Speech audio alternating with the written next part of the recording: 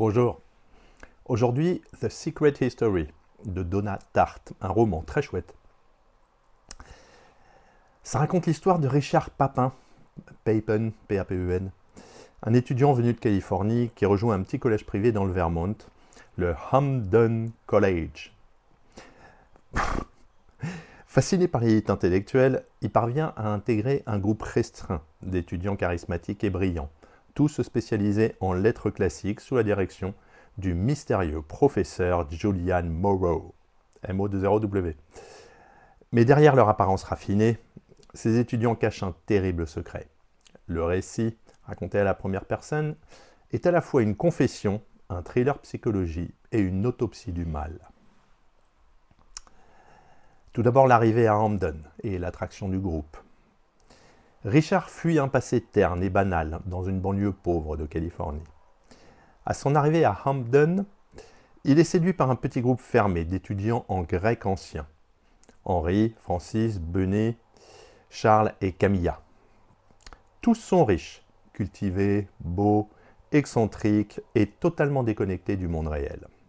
Leur professeur, Julian, est tout aussi fascinant, ne travaillant qu'avec un petit nombre d'élèves triés sur le volet. Richard, attiré par leur raffinement et leur mystère, parvient à se faire accepter dans leur cercle.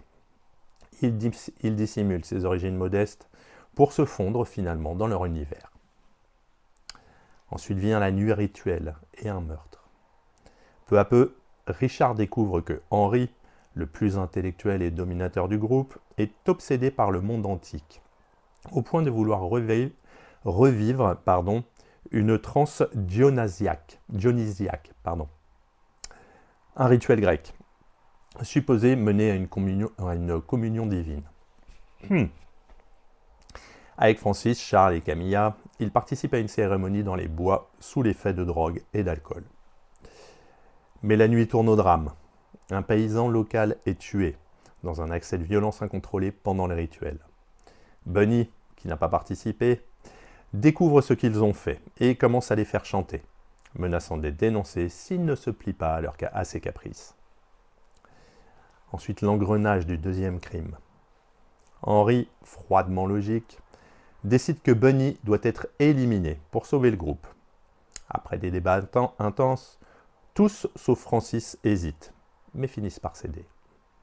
Ils organisent une excursion en montagne et poussent Bunny dans un ravin, maquillant le crime en accident. Richard, bien horrifié, participe au complot et devient aussi pleinement complice. Le reste du roman suit la descente aux enfers morale et psychologique des membres du groupe. Leur culpabilité, leurs tensions, leurs secrets et leurs contradictions explosent peu à peu. Richard sombre dans une profonde dépression. Charles devient alcoolique et violent, obsédé par Camilla, sa propre sœur jumelle. Henri se renferme dans une logique de contrôle toujours plus inhumaine, et Francis tente de fuir dans la frivolité. Quand la police commence à enquêter, le groupe parvient à éviter l'arrestation, mais leur unité éclate. Le dénouement est tragique. Henri, pris au piège de ses propres manipulations, finit par se suicider. Charles s'éloigne, brisé. Camilla disparaît de la vie de Richard. Francis se marie, mais reste traumatisé. Quant à Richard, il reprend une vie apparemment normale, mais reste hanté à jamais par les événements. Qu'est-ce que c'est The Secret History ? C'est un roman psychologique. Donna Tartt y mêle les codes du thriller, du roman gothique et du roman d'apprentissage, tout en adoptant une structure inversée. C'est-à-dire que le lecteur connaît dès le départ qu'un meurtre a eu lieu, mais c'est le pourquoi et le comment qui forment le cœur du récit. C'est un peu comme les Colombo. À travers le groupe de classiques, Tartt critique la fascination pour l'élite intellectuelle détachée de la morale, où la connaissance devient une justification à l'ammoralité. Les personnages, baignés dans les textes anciens, perdent peu à peu le sens du réel et se croient au-dessus des lois humaines. Le roman explore la fascination d'un individu pour un monde plus raffiné, plus intelligent, mais aussi plus dangereux. Richard est un narrateur passif, parfois peu fiable, qui accepte l'inacceptable pour rester accepté. Tout dans ce roman est imbibé du passé, que ce soit l'Antiquité grecque, la littérature classique ou les traumas personnels des personnages. Tarthe montre à quel point l'idéalisation du passé peut conduire à la perte du sens moral. Et enfin, c'est un style riche, raffiné, érudit, qui donne au récit une ambiance.